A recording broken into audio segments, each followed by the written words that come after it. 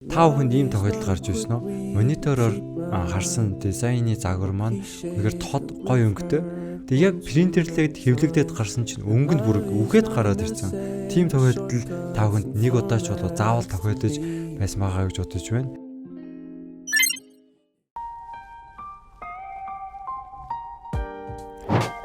Сайн байцгаана уу? Мөнгөчин байна. За өмнөх Photoshop-ийн хичээлээрээ workspace буюу ажлын талбарын талаар хамтдаа сурцгаасан байгаа. За тэгвэл өнөөдрийн хичээлээрээ RGB өнгө болон smoke өнгөний ялгааг хамтдаа сурцгаах болно.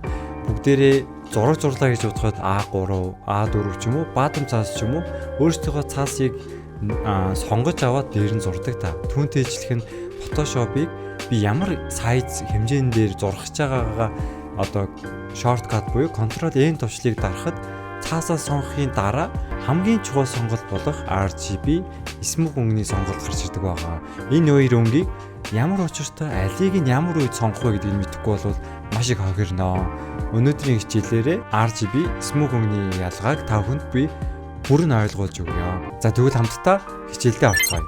За Photoshop програма нээсний дараа энд харагдаж байгаа New File гэдэг хэсгийг дарах юм бол бидний цаасаа сонгох тохиргоонууд гарч ирэх байгаа. За Adobe-ийн програм гэлтгүү бүхий л програмд shortcut товчлуур гэж байгаа. Тэр нь ямар үүрэгтэй вэ гэхээр бидний олон үйлдэл хийгээд орох зүйлийг зөвхөн товчлуураар хитгэн keyboard-ны товчлуур дарахад тэр команд руу шилжих зориулттайгаар хийсэн байгаа. Энэ үнэхээр чухал, маш давуу тал болно. Adobe-ийн програмууд дээр болохоор shortcut-ууд нь өөрөө хадгалаастай байдаг. Жишээ нь дөнгөж сая New File гэдгийг бүгдээрээ маузаараа очоод дарснасаа илүүгээр Ctrl+N товчлуурыг дарах юм бол шууд New File гэдэг хэсэг нээгдэх байгаа. Ctrl+N товчлуурыг дарах юм бол New File хэсэг рүү шууд шилжинэ гэсэн үг. За хамтдаа shortcut-ны талаар би хэрхэн та бүхэнд амархнаар харуулж байгаагаа харуулъя. Тэгсэнчлэн New File гэдэг хэсгээр дарах юм бол New Document хэсэг нээгдэх байгаа. Доор нь Open хэсгээр дарах юм бол шинээр одоо зураг ч юм уу зургийн дэвтрийнхаа хэмжээтэй цаасыг оруулж ирэх боломжтой гэсэн үг. За гэхдээ сайн би shortcut-ыг та бүхэнд харуулсан. За New File-ийн shortcut нь болохоор Ctrl+N үсэг байгаа. Mac хэрэглэдэг хүмүүс болохоор Command+N үсгийг дарахад болно. За бүгдээрээ харах юм бол доор нь ингээ шараар shortcut гэдэг keyboard миний дарсан товчлуур нь яг ямар товчлуур дарж байгаа нь ингээ харагдаж байгаа. Тийм. Энийг болохоор би энэ YouTube та бүхэн зөрүүлээд амар үнэтэй худалдаж авсан байна. Тийм учраас та бүхэн энэ shortcut-уудыг би та бүхэнд өөрийнхөө мэддэг shortcut-уудыгаа заагаад явах болно. Тэгтээ намайг ямар shortcut-ыг хэрэглэж вэ гэдгийг та бүхэн энэ keyboard хэсгийн доор харагдаж байгаа хэсгийн харангаа мэдгэд болно гэсэн үг. За New File-ыг нэгд болохоор Ctrl+N үсгийг дарахад болох юм байна. Харин Open хэсэг буюу гаднаас зураг ямар нэгэн файл оруулж ирэхэд болохоор Ctrl+O үсэг дарах юм бол шууд сонгож болохоор байгаа. Тийм учраас заавал бүгдээрээ маузаараа очиж дарах шаардлагагүйгээр shortcut-а бүгдээрээ цээжлээд яваарай гэж хүсэж байна. За өнөөдрийн гол хичээлдээ орцгоё. За New File хэсэг рүү орох юм бол хамгийн ихний хэсгийг нь харах юм бол энэ present хэсэг байгаа. Энэ юу гэсэн үг гэхээр цаанаасаа Photoshop-оос биднэрт бэлдэж өгсөн юм сайзууд байгаа. Одоо photo, print, art, web, mobile гэдээ байна. Энэ хэсгээс болохоор дуртай одоо цаасны хэмжээгээ яг юун дээр хийх гэж байгаагаа сонгоод хийх боломжтой гэсэн үг. За print хэсэг рүү очих юм бол бидний мэддэг одоо A4, энэ A6, A5, A3 гэх хэмжигтүүн нь одоо энэ A3 гэхэд 297 Hz, 422 мм гэсэн хэмжээтэй байна гэдгийг сонгох. За баруун хэсэг дээр харах юм бол энэ чинь өргөний хэмжээ, бас өндрийн хэмжээ бүгдээрээ харж болохоор байна. Энэчнээс болохоор хойно нь миллиметрээр заасан байна. Дарах юм бол пиксел, инч, сантиметр, мил, point, pixel гэдэг хэмжигтгүүнүүдийг сонгож болно гэсэн үг. За хамгийн доор нь resolution-ы талаар байгаа. Энэ хичээлийг болохоор дараагийн хичээлээр та бүхэнд илүү тайлбарлаж өгье. За өнөөдрийн гол чухал зүйл маань color mode буюу энэ RGB color гэдэг хэсэг байна. Дарах юм бол RGB color, smoke color гэдэг сонголт байна. Бас bitmap, grayscale, бас lab color гэдэг хэсгүүд байна. Тэгээ өнөөдрийн хамгийн чухал хэсэг болохоор RGB color smoke байгаа. За энэ бүгдээрээ Illustrator-ыг хамтдаа түр нээж үзцгээе. За Illustrator-ыг нээх юм бол мөн ялгаагүй шин хуудас нэгтэй Ctrl N үсгийг дарна. Өмнөх shortcut-аар чийжлэх юм бол Illustrator-ыг сургаж гисэн ижилхэн shortcut-аар нэгднэ гэсэн үг. За бүгдээр харах юм бол яг ижилхэн одоо сайзаа энэ дээрээс сонгож болгоор байна. Доошлуулаад харах юм бол энэ Advanced Option хэсэг дотор болохоор Color Mode гэ байгаа. Харах юм бол Smoke Color, RGB Color гэсэн хоёр өнгөний сонголт байгаа. Тэгэхээр юу гэсэн үг гэхээр бидний сурж байгаа Adobe програмуудыг нээхэд өнгөний сонголт дээр Smoke Color бас RGB Color сонголтын алийг нь сонгох вэ гэдэг нь маш чухал гэсэн үг. Юу хийгээс хамаарат бүгдээрээ интернетээс RGB, Smoke гэ хайх юм бол энэ хоёр өнгөний ялгаа бас хэрхэн ингэж нэрлсэн талаар тайлбарласан зургууд байна. За бүгдээрээ энэ зурган дээрээс харах юм бол RGB гэдэг үгний утга нь болохоор red, green, blue гэсэн өнгөний нийлбэрийг RGB гэж нэрлсэн байгаа.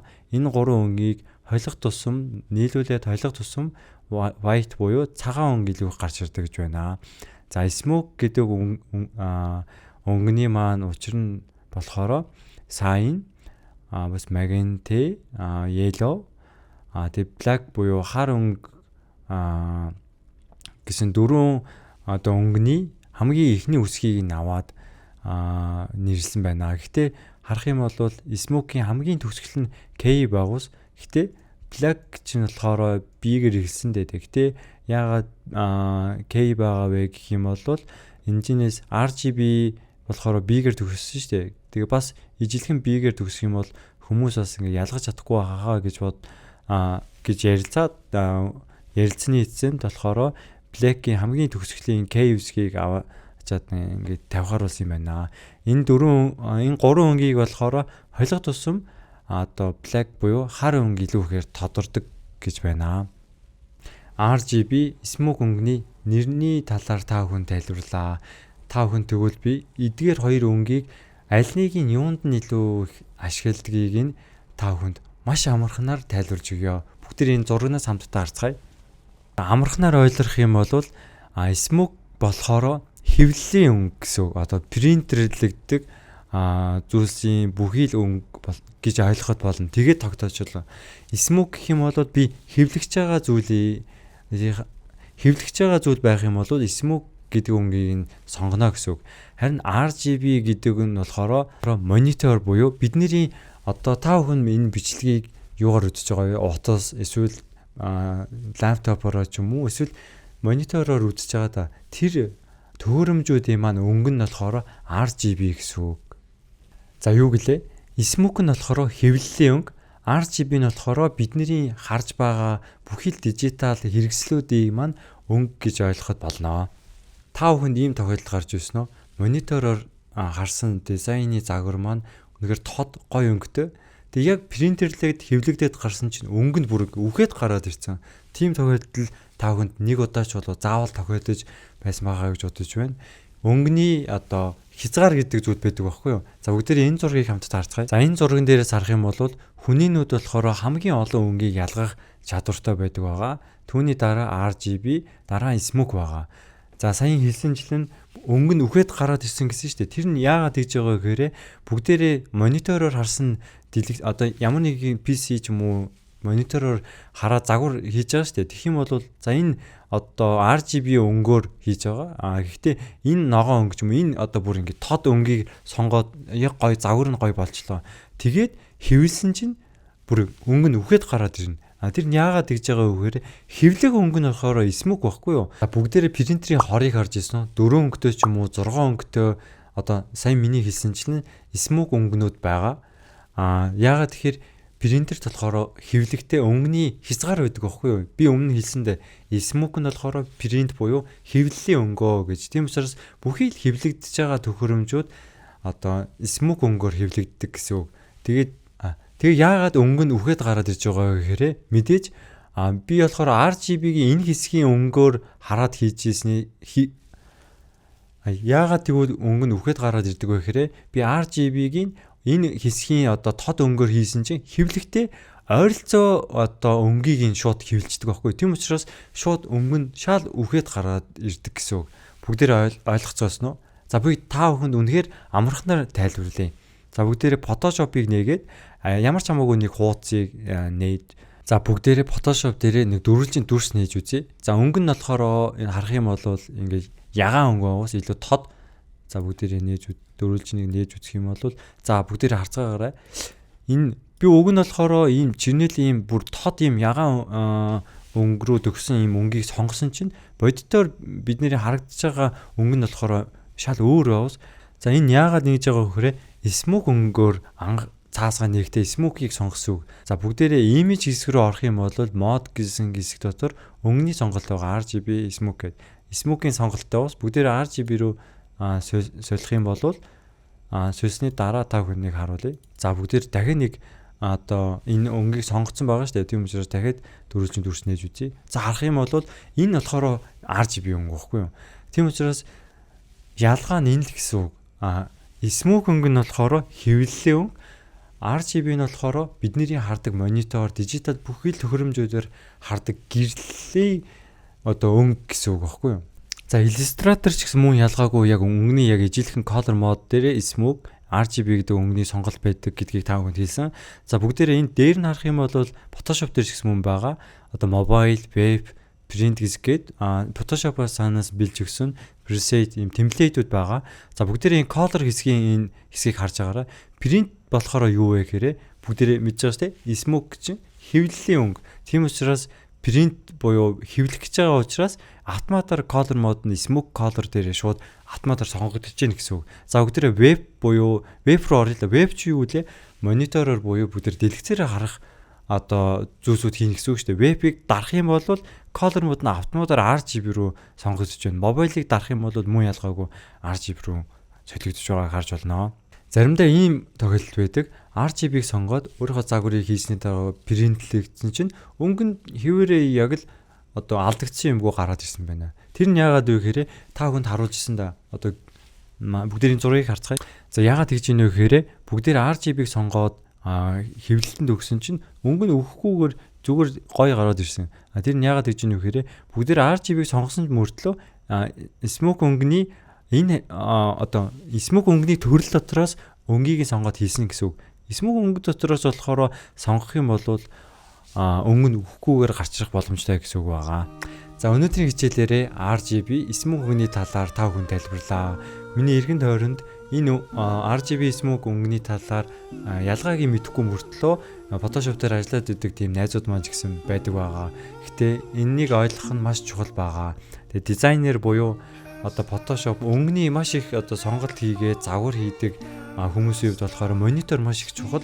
Тийм учраас 2K, 4K буюу өнгөний илүү их нэгтрэлтэй яг бидний харж байгаа бодиттой харж байгаа өнгө маань яг хэвлэхэд бодиттойгоор яг гарч ирэх тийм өнгө нь сайн харагддаг тийм монитор авч ашигладаг байгаа гэсэн үг.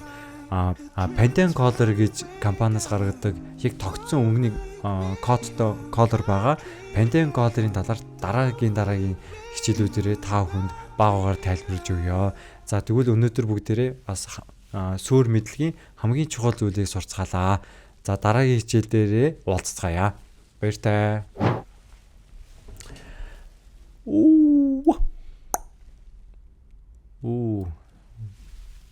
Би нэрээ гагнуур сурсан байгаа. Тэгээ өнөөдөр эндрийн хэсгийг нэг ахта ганцаараа би ганцсан шилэхгүй л дээ. Тэр чинь тасна, тайрна, төмрийг бас явж авч ирсэн хүн байгаа.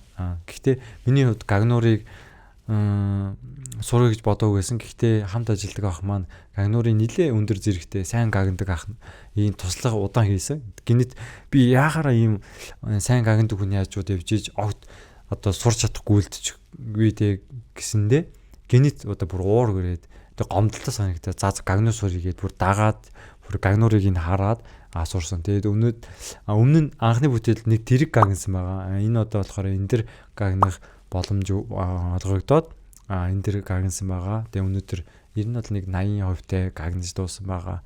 Тэгээд өнөөдрийн хичээлээ орой бичиж байна. За бүгдээрээ Photoshop-ийн хичээлээ заавал үзээрэй.